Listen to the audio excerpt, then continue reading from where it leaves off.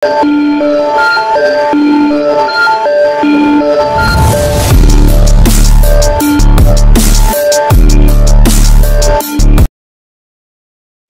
Chuyu dipenuhi dengan kecemasan saat dia langsung tiba di atas kediaman Marquis, melihat jauh ke arah menara 1000 bintang yang dijelaskan dalam laporan intelijen.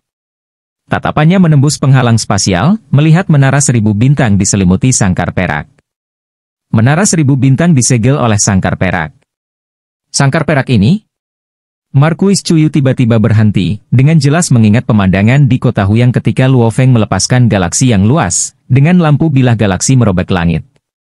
Cahaya perak ini, sepertinya teknik saudara Luohi?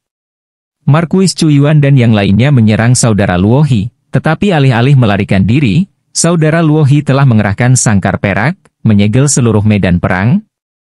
Marquis Chuyu merasakan ada yang tidak beres. Sekarang, dengan sangkar perak yang menyegel area tersebut, sulit bagi orang luar untuk memata-matai situasinya, dan mereka yang menderita kerugian yang signifikan, seperti Marquis Chuji dan yang lainnya, tidak akan secara sukarela mengungkapkan informasi ke dunia luar.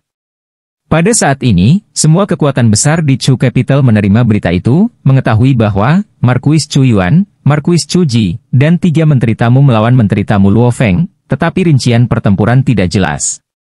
Marquis Chuyuan yang gila itu benar-benar bergerak. Marquis Chuyu hanya memiliki 1 menteri tamu, Luo Feng. Jika tubuh asli Luo Feng dihancurkan, dan dia kehilangan senjata rahasianya, kekuatannya mungkin sangat menderita. Marquis kelas 1 lainnya bersabar, menunggu hasil perjuangan ini. Berdasarkan akal sehat, tidak mungkin Luo Feng, yang menghadapi 5 lawan sendirian, akan mendapatkan hasil yang menguntungkan. Di Chu Capital, di ruang budidaya kediaman Tian Yusen, batu bata di tanah tiba-tiba berubah menjadi sosok Tian Yusen berjubah hijau. Ledakan. Kekuatan ilahi kekacauan melonjak terus-menerus, secara bertahap memulihkan tubuh Tian Yusen. Tubuh sejati saya hancur. Wajah Tian Yusen tampak muram. Sebagai ahli Keis Realm Puncak, senjata rahasia terpenting selalu dibawa pada orang tersebut, karena hanya dengan begitu mereka dapat mengerahkan kekuatan terbesar. Hanya beberapa sumber daya dan harta karun yang disimpan sementara di kediaman. Untungnya, kamu menjadi menteri tamu, dan semua akumulasi pahala ditukar dengan warisan dan sumber daya, digunakan pada dirimu sendiri. Tian Yusen berpikir, merenungkan bagaimana sebagian besar sumber daya yang dikumpulkan oleh makhluk kuat diinvestasikan kembali ke dalam kultivasi mereka. Ini memungkinkan mereka untuk mendapatkan warisan yang lebih kuat, menyempurnakan alam mereka lebih jauh, dan memperkuat teknik rahasia mereka. Bahkan jika tubuh asli mereka dihancurkan, begitu mereka bangkit kembali, alam dan teknik rahasia mereka tidak akan hilang. 8 diagram susunan kecilmu, senilai ratusan miliar pasir alam semesta, semuanya hilang. Tian Yusen paling tertekan tentang 8 diagram array, dengan mengandalkan diagram array, kendali Anda atas Grand Array 2 kali lebih kuat dari sekarang. Tapi di depan Luo Feng, itu hanya lelucon. Faktanya, susunan ini memang berdampak pada Luo Feng, itulah sebabnya Luo Feng menargetkan Tian Yusen terlebih dahulu. Untuk berpikir kita memprovokasi transenden alam kekacauan, ini baru awal dari masalah kita. Tian Yusen yang sekarang pulih juga tiba di langit di atas kediaman, menatap ke arah menara 1000 bintang, melihat sangkar perak yang disegel. Seperti nenek moyang garis keturunan Sungai Duandong yang menciptakan teknik, sungai tidak bisa kembali, banyak raja dewa generasi pertama dari kerajaan kuno Yan Feng mengembangkan warisan unik mereka sendiri, yang disimpan di perbendaharaan kerajaan. Warisan ini sangat dihargai, dan tentu saja, ada banyak teknik rahasia pelestarian kehidupan di antara mereka. Luo Feng mempelajari tahap pertama dari teknik, 4 kesengsaraan bentuk kehidupan, yang bergabung dengan 8 cabang kecil dari jalan kehidupan primordial, termasuk berbagai teknik pelestarian kehidupan. Meskipun waktu pemahaman Luo Feng singkat, dia secara alami mempelajari 2 teknik pelestarian kehidupan. Tentu saja, dengan tubuh Dewa Luo Feng yang sempurna dibudidayakan melalui teknik transformasi, memaksanya untuk menggunakan teknik pelestarian kehidupan akan sangat sulit. Kandang perak menyegel seluruh area menara 1000 bintang, memotong ruang, mengisolasi interior. Para pedagang, pelayan, dan tamu di dalam menara 1000 bintang semuanya ketakutan. Meskipun Menara Seribu Bintang telah mengaktifkan susunan pertahanannya untuk melindungi setiap bangunan, susunan itu tidak mampu memobilisasi kekuatan Chu Capital. Jika ada ahli puncak Keys Realm yang hadir habis-habisan, mereka dapat dengan mudah menghancurkan Menara Seribu Bintang. Mengapa konflik antara Marquises kelas 1 terjadi di Menara Seribu Bintang kita? Kita tidak boleh terjebak dalam hal ini. Mereka semua tegang, takut akan nyawa mereka. Tiba-tiba, sebuah suara besar bergema, kebodohanmu yang menyinggung Menteri Tamu Luohi. Tolong, Menteri Tamu Luohi, selamatkan dia, dan lepaskan tubuh aslinya. Dia bersedia menawarkan 100 miliar pasir alam semesta sebagai kompensasi. Sosok lelaki tua dengan cincin emas memudar, menjadi tidak terlihat dan tidak berwujud, tetapi suaranya terus bergema. Tubuh material, memang cukup menarik, kata Luo Feng. Orang tua dengan cincin emas telah memahami jalur materialisasi primordial yang memungkinkan cincin emasnya untuk mengikat musuh secara defensif. Tubuhnya adalah bentuk materialisasi, membuat kemampuan melarikan dirinya sangat kuat. Di antara mereka yang berada di level yang sama, lelaki tua dengan cincin emas itu bahkan lebih menakutkan daripada Marquis Liu Yin. Tapi yang dia temui adalah Luo Feng. Meskipun ranah Luo Feng sedikit kurang, kekuatan fisiknya yang menakutkan memungkinkannya untuk menerobos teknik apapun dengan kekuatan kasar. Sekarang, sangkar perak Luo Feng memotong semua lapisan spasial, hanya menyisakan membran dunia yang utuh. Di level Keys Realm, hanya ada sedikit cara untuk melarikan diri. Pelarian kausal adalah salah satu metode tersebut, tetapi bahkan itu tidak dapat mencegat kausalitas. Orang tua dengan tubuh materialisasi, bagaimanapun, tidak bisa melarikan diri. Ledakan. Tiba-tiba, cahaya perak menyelimuti seluruh Menara Seribu Bintang, dan dalam sekejap, semuanya ditarik ke Menara Bintang. Luo Feng tidak ingin menyakiti pembudidaya yang tidak bersalah di dalam Menara Seribu Bintang. Menteri Tamu Luohi. Suara lelaki tua dengan cincin emas bergema di udara, masih mencoba membujuknya. Kamu sudah bergerak melawanku, dan sekarang kamu pikir hanya 100 miliar pasir alam semesta yang dapat menyelamatkan hidupmu. Luo Feng mencibir. Ledakan, ledakan, ledakan. Lampu bilah galaksi yang tak terhitung jumlahnya muncul, total 20.000, masing-masing berisi kekuatan yang membelah langit. Lampu bilah galaksi menyerang setiap bagian sangkar perak secara bersamaan, tidak meninggalkan sudut mati. 20.000 cahaya bilah galaksi ini pada dasarnya terdiri dari bentuk partikel yin-yang, kekuatannya berlipat ganda beberapa kali lipat. Dikombinasikan dengan peningkatan jumlah lampu bilah galaksi yang dikendalikan oleh Luo Feng, kekuatan yang dihasilkan tidak terbayangkan. Tidak, orang tua dengan tubuh materialisasi itu merasakan keputusasaan saat kekuatan menutupi setiap inci, bahkan menyelimuti Luo Feng sendiri. Tidak ada tempat bagi lelaki tua itu untuk melarikan diri. Pada saat itu, setiap bagian interior sangkar perak diserang, semuanya dimusnahkan. Bahkan dalam bentuknya yang terwujud, setiap kekuatan ilahi lelaki tua itu dimusnahkan, hanya menyisakan harta senjata rahasia yang paling tangguh. Luo Feng berdiri di udara, lampu bilah melewati tubuhnya tanpa menyebabkan satu rambut pun rusak, seperti angin sepoi-sepoi. Yang lain ditangani. Luo Feng mengumpulkan harta senjata rahasia yang ditinggalkan oleh lelaki tua dengan cincin emas, lalu mengalihkan pandangannya ke arah Chu Yuan. Chu Yuan yang sebelumnya galak dan liar anehnya menahan diri untuk tidak berakting, bulu putihnya hampir tidak rusak oleh lampu bilah yang tak berujung, memperlihatkan kulit putihnya yang keras. Aku lebih lemah darimu, kata Chu Yuan dengan tegas, menatap Luo Feng, aku mengakui. Luo Feng tertawa, menatap Chu Yuan, aku telah melebih-lebihkanmu. Mereka mengatakan Chu Yuan galak dan kejam, bertindak tanpa menahan diri. Tapi sekarang, di depanku, kamu cukup patuh dan bahkan tahu kapan harus kebobolan? Mata Chu Yuan bersinar dengan guntur, amarahnya membara tak terkendali di jiwanya. Tetapi kesulitan yang tak terhitung jumlahnya yang dia alami mengajarinya bahwa ketika kuat, seseorang harus mengangkat kepala mereka tinggi-tinggi. Apa yang diperlukan bagimu untuk melepaskanku? Chu Yuan bertanya, sebutkan persyaratan Anda. Kamu sudah bergerak melawan orang-orang yang dekat denganku, dan kamu masih berpikir kamu bisa lolos dari hukuman? Luo Feng menatapnya, kamu melakukan perbuatan itu, sekarang kamu harus menghadapi konsekuensinya. Dengan itu, lengan Luo Feng tiba-tiba membengkak dan meraih Chu Yuan. Datanglah padaku. Tidak ada cara untuk melarikan diri, tidak ada cara untuk menghindarinya. Chu Yuan tidak lagi menekan amarah yang memutar jiwanya. Dalam sekejap, seluruh tubuhnya bermandikan guntur, matanya penuh kilat, dan dia memegang tongkat putih untuk menyerang. Boom!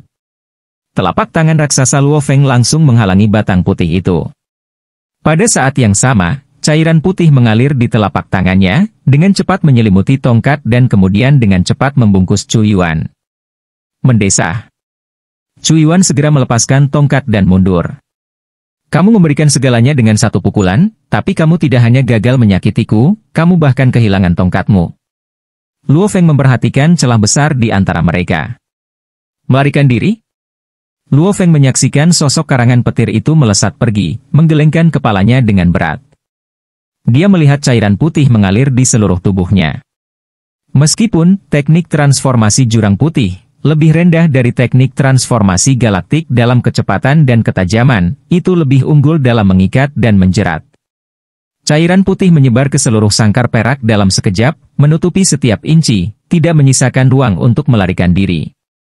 Dalam hiruk-pikuknya, Chu Yuan benar-benar ditelan dan terikat oleh cairan putih. Retak.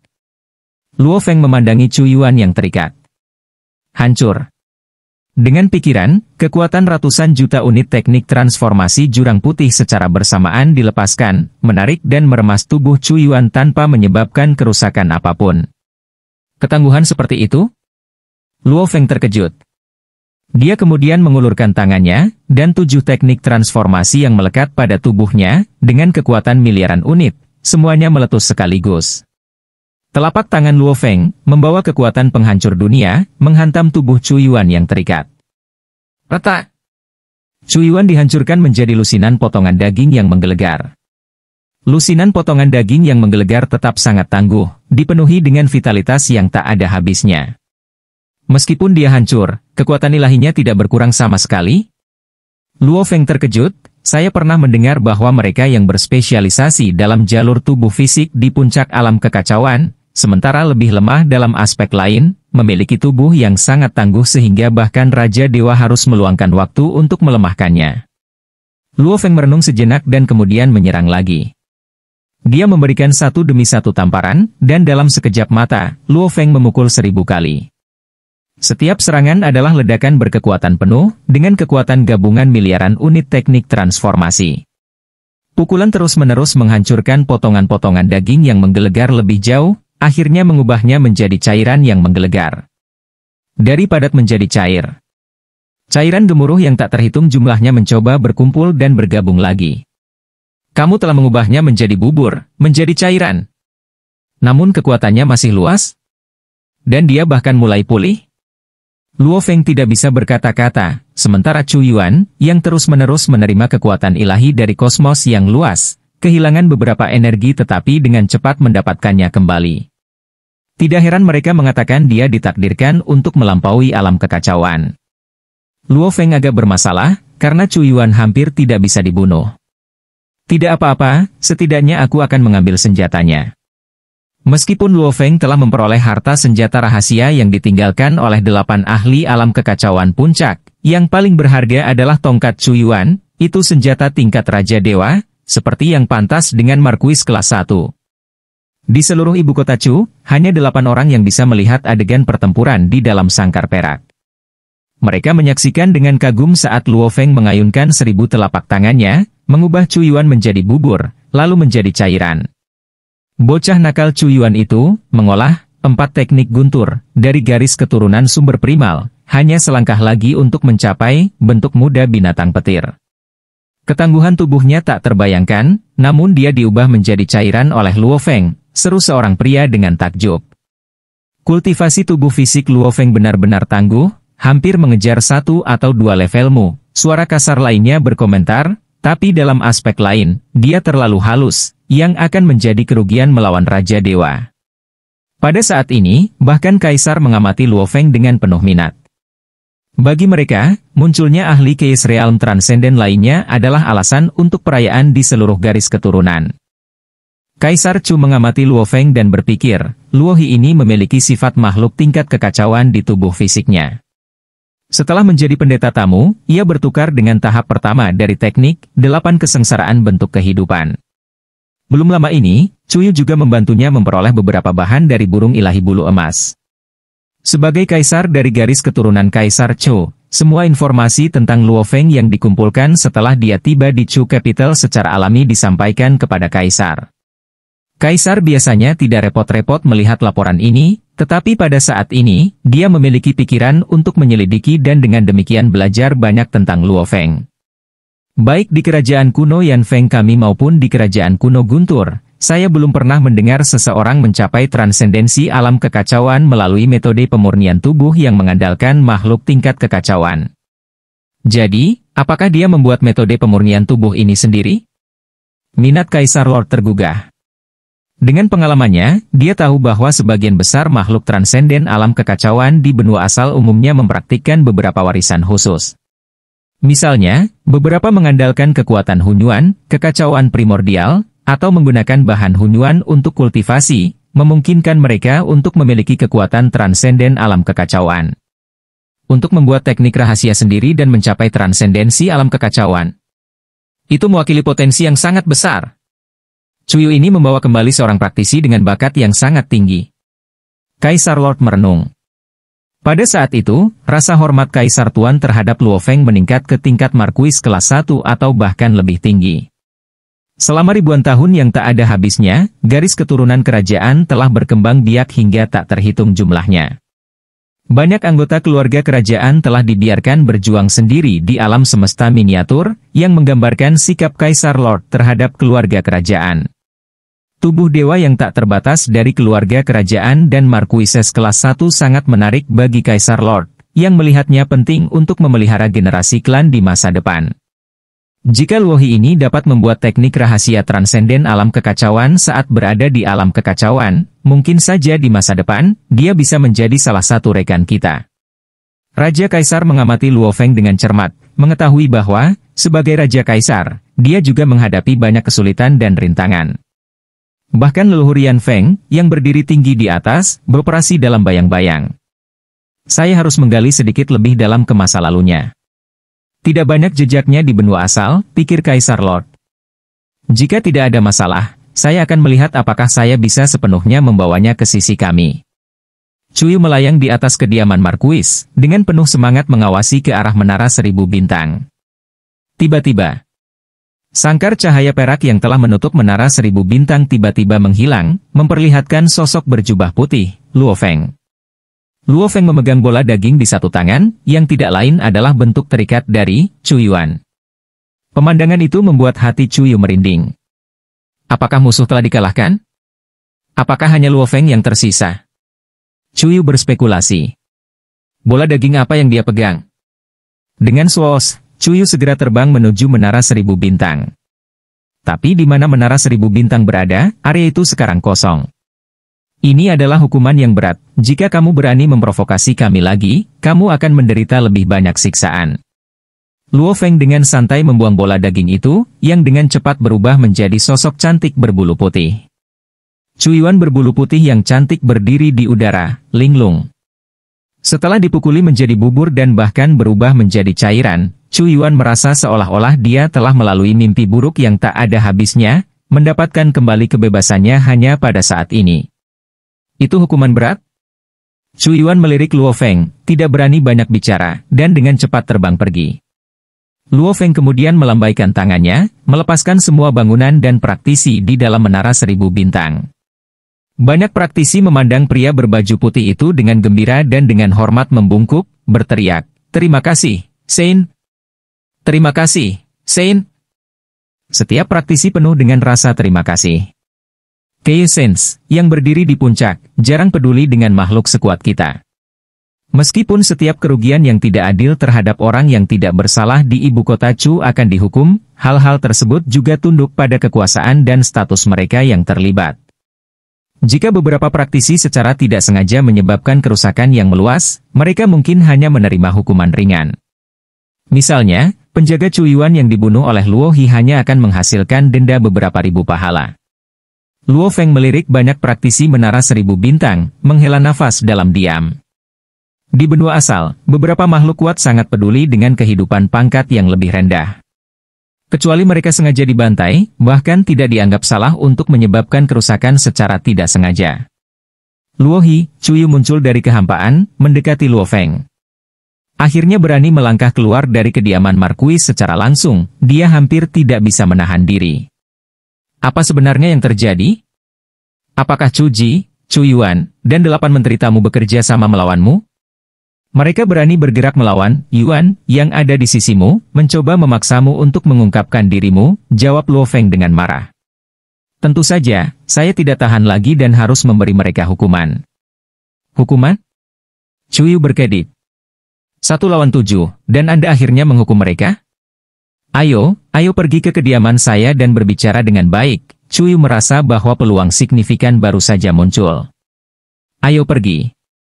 Luo Feng mengangguk, segera membawa Chuyu dan melintasi kehampaan, kembali ke kediaman hanya dalam 2 langkah. Di kediaman Chuyu tidak bisa tidak mengagumi penindasan ruang dan waktu yang lemah di Chu Capital. Bahkan di level Case Realm, seseorang hanya bisa berteleportasi jarak pendek. Namun Luohi telah membawanya dari Menara 1000 Bintang ke kediaman hanya dalam 2 langkah, menunjukkan cara melintasi kehampaan. 7 menghadapmu, dan kamu menghukum mereka?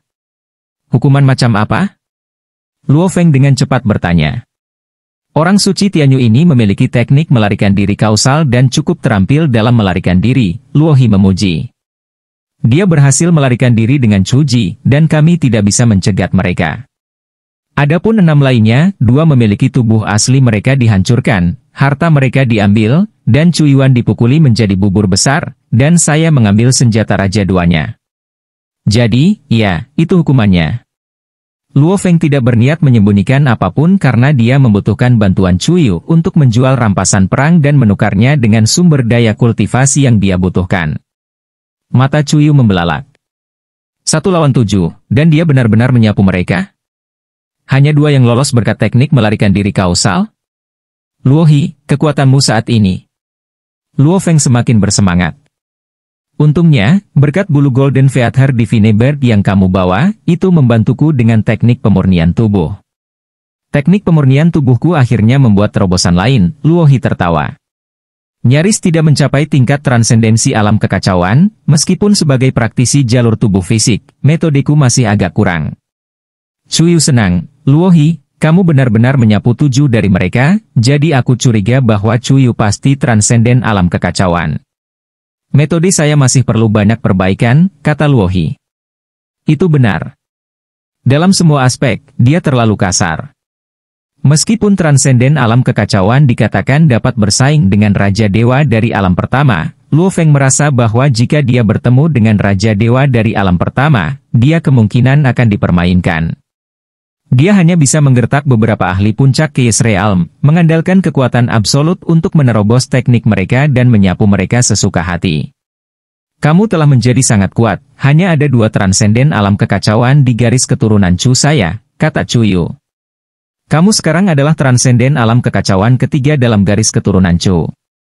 Apakah itu Luohi atau 2 transenden alam kekacauan lainnya yang mengikuti? Mereka semua adalah menteri tamu dari garis keturunan Chu. Status kita sekarang sama sekali berbeda dari sebelumnya, kata Chuyu dengan penuh semangat. Kekuatanmu sekarang dapat menangani banyak tugas yang merepotkan. Di masa lalu, kamu biasa membantunya dengan tugas-tugas yang lebih aman, tetapi manfaatnya lebih kecil. Ngomong-ngomong, Luo Feng, apakah kamu tertarik dengan beberapa misi perbatasan? Chuyu bertanya. Seluruh perbatasan antara kerajaan kuno Yanfeng dan kerajaan kuno Guntur berada dalam konflik sengit. Pertempuran kecil ini dikendalikan di tingkat alam kekacauan, jadi transenden alam kekacauan memiliki keunggulan yang signifikan di perbatasan, jelas Luo Feng.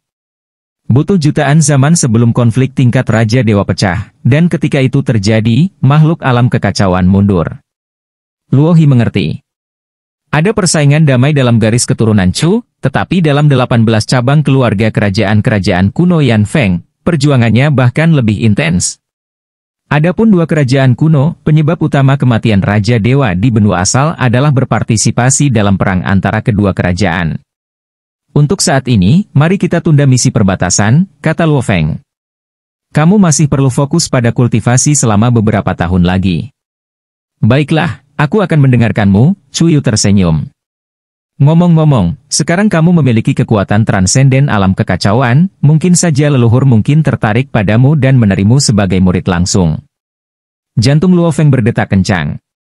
Seorang menteri tamu transenden alam kekacauan sering dapat magang di bawah kaisar atau raja dewa yang kuat, kata Chuyu. Kamu hanya perlu menunggu dengan sabar, dan akan segera ada hasilnya. Luo Feng mengangguk. Karena itu masalahnya, dia akan menunda penanganan rampasan perang. Mari kita tunggu dan lihat bagaimana situasinya berkembang. Rampasan harus digunakan dengan bijak. Dengan berakhirnya pertempuran di Menara Seribu Bintang, berita pertempuran dengan cepat menyebar ke seluruh kota. Konflik yang melibatkan Markuises kelas 1 melibatkan Luo He sebagai menteri tamu. Luo He, sebagai menteri tamu, bertarung 1 lawan 7 dan langsung menyapu mereka. Chu Ji Markuis dan Tianyu Shen melarikan diri menggunakan teknik melarikan diri kausal, sementara 6 lainnya tidak bisa melarikan diri. Chu Yuan dipukuli menjadi bubur buah, dan 2 lainnya ditinggalkan sebagai sisa-sisa belaka. Berita ini mengguncang berbagai faksi di ibu kota Chu. Di kediaman Chu Yu, istri Markuis dan 8 putra mereka, karena status mereka, secara alami mengetahui peristiwa besar ini. Ibu, paman bertarung 7 sendirian? Putra bungsu sangat bersemangat sehingga dia merasakan gelombang dingin di seluruh tubuhnya. Apakah paman benar-benar transenden alam kekacauan?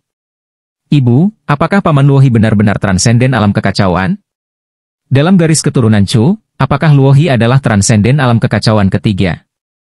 Kekuatannya menyaingi Raja Dewa khusus. Kedelapan putra itu semuanya sangat bersemangat. Bagaimanapun, ini adalah paman mereka. Chu Yuan dan Chu Ji buta untuk memprovokasi pamanmu, istri Markuis tersenyum tipis, dan sekarang mereka telah membayar harganya. Dalam beberapa zaman kekacauan terakhir, sebagai salah satu pasukan Markuis kelas 1 yang paling lemah dan paling tidak mapan, faksi mereka telah agak ditekan. Pada saat itu, Chuyu masuk dari luar. Ayah. Markuis Chu. 8 putra dan istrinya segera keluar untuk menyambutnya. Ayah, tentang paman? Hahaha. Anda pasti sudah mendengar berita itu sekarang, itu semua benar, Chuyu tertawa terbahak-bahak. Pamanmu Luo He memang transenden alam kekacauan, tapi kamu harus tetap rendah hati dan tidak sombong. Dimengerti, ke-8 putra itu segera menjawab. Istri, mari kita mengadakan perjamuan malam ini untuk merayakan kakakmu Luo He, kata Chuyu. Baiklah, aku akan membuat pengaturan, kata istri Markuis, hatinya terbakar karena kegembiraan. Hahaha. Chuyu tertawa saat dia pergi, merasa bahwa periode penindasan yang panjang akhirnya akan segera berakhir.